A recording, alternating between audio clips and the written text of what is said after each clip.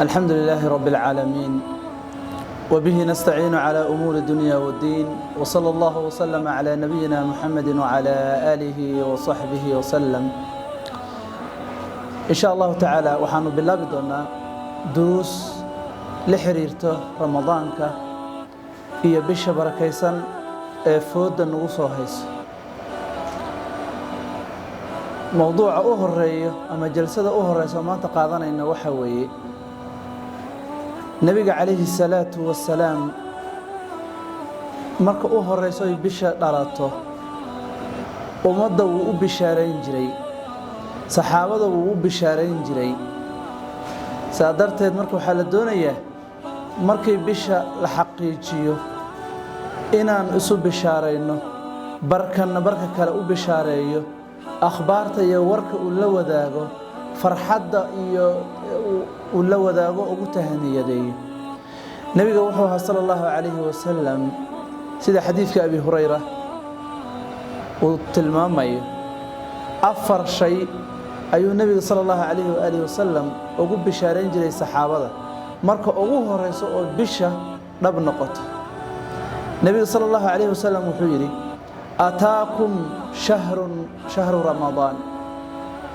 وحائني يمت بشي رمضان شهر مبارك وبال بركي أو نحن البركات يا خيرات لغيب النبي عليه الصلاة والسلام فرض الله عز وجل عليكم صيامه الله سبحانه وتعالى واجب يالي صوم كذا أي واجب يالي أفر شيء نبي بشاري أفرت شيء واقوان وحي النبي عليه الصلاة والسلام تفتح فيه أبواب السماء سمده إرده هذا لفر يا النبي عليه الصلاة والسلام وتغلق فيه أبواب الجحيم بشارة الله بعدنا وحاول جحيم الباب ذا الحرية بشارة سدحات وتغل فيه مردة الشياطين وحلقتين ضينية ولا جيبينية مردة الشياطين شياطين كو مرحي kuwa ku takhasusay luminta iyo baadiyeynta bulshada iyo dadka kuwaana waa la xirayaa waa bishaarada saddexaad bishaarada afraad oo intii hore dhanba ka sii weyn waxa weeye nabiga kaleey salaatu wasalaam wuxuu yiri fiihi waxa ku sugan buu yiri laylatun khayrun min alf shahr bisha ramadaan waxaa ku sugan habeen ka khayr badan kun bilood waa mid ilaahay subhanahu wa ta'ala suuratul qadri uu ku tilmaamay nabiga kaleey salaatu wasalaam bishaaradii afraadna wuxuu ka dhigay inay ku sugan tahay ramadaan dhaxdeeda ama bisha dhaxdeeda habeen ka khayr badan kun bilood وسديتن يا سدح سنة يا زيادة وحقولك موي هلك هبينك أتكوه ليس نيك إلهي وافجيه سبحانه وتعالى قفكي لغا قضيه خير كائي وناقا لغا قضيه نبي عليه الصلاة والسلام وحقوت المامي قف هبار قبائل وياه وحي النبي عليه الصلاة والسلام من حرم خيرها بشهر رمضان خير كذا يولاق كذا قفك لغا قضيه فقد حرم الخير فقد حرم قفك ولا قضيه خيرك يولاقي أي بشهر هيد ولا قضيه وقف هبار قطعي وقف إن لو تعسيه مضوي وقف هبار قباوي إلهي سبحانه وتعالى وحن ويديساننا إنه نبدنا وقارسيه تهنية إيا بشارة إيا خير كاكوي كفا إذا يستينوا إلهي نقدر سبحانه وتعالى النبي عليه الصلاة والسلام bisha Ramadaan waxyaabaha uu ku tilmaamay ama uu ka sheegay wax la soo koobi kara maaha. nabiga waxa ka sugan calayhi salaatu wasalaam maalmaha kamid ah inuu minbarka fuulay, masaajidka minbarkiisa inuu fuulay. markaasuu nabiga calayhi salaatu wasalaam wuxuu yiri 3 jeer aamiin aamiin aamiin. saxaabadii way weydiiyeen nabiga ilaahay maadan dhihi jirin sidaane, maxaa soo kordhay, maxaa jiro? nabiga calayhi salaatu wasalaam wuxuu yiri 3 qof malakul jibriil baa habaaray, anigana aamiin baan iri buu yiri nabiga calayhi salaatu wasalaam. qofka koowaad waxa way qof nabiga magaciisa maqlay,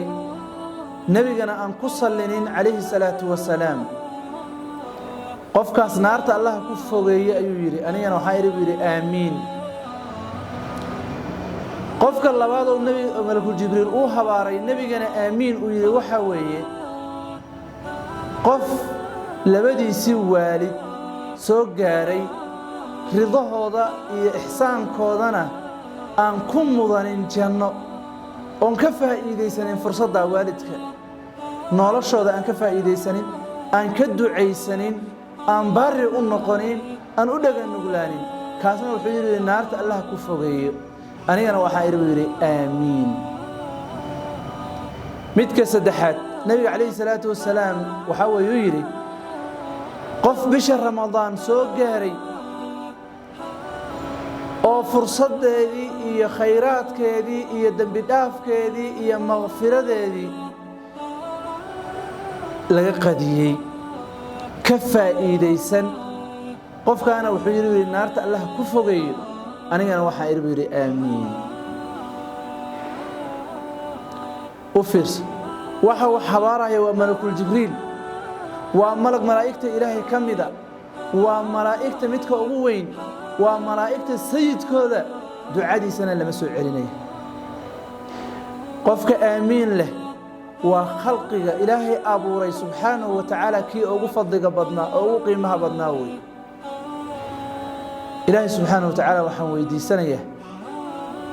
in ilaahay uusan naga dhigin kuwa habaarka qabo iyo kuwa khayrka laga qadiyay, inuusan ilaahay naga dhigin, inuu ilaahay naga dhigo subhanahu wa ta'ala kuwii ka faa'iideysto khayrka iyo wanaaga iyo bishaarada iyo nicmooyinka ilaahay bisha Ramadaan dhexdeeda uu dhigay. qodobka labaad oo baraarujinta mudan waxa weeye nabiga calayhi salaatu wasalaam bisha markay dhalato hadiyigiisa, da'bigiisa, caadadiisa waxay ahayd inuu duceeyo. nabiga wuxuu dhihi jiray calayhi salaatu wasalaam Allahu akbar اللهم أهله علينا بالأمن والإيمان والسلامة والإسلام والتوفيق لما تحب ربنا وترضى ربنا وربك الله. سيداس وديه جاي النبي عليه الصلاة والسلام. خاصكم معها دعاء بشهر رمضان بالكستا أو بلها كاملة ضلته دعاء سو أخرين جاي بشهر رمضان بلها سيكملتها الدعاء وإلا وذاكته. الله أكبر إلهي باوين الله دش النذا دليي بشي رمضان أمني يا إيمان أنا وكجرنا سلامي إسلام من كجرنا عافمات قبل إسلام نوافجي waxa uu jecel yahay rabbigana subhanahu wa ta'ala, waxa uu raadiga ka yahay nawaafajiye rabbigana iyo rabbiga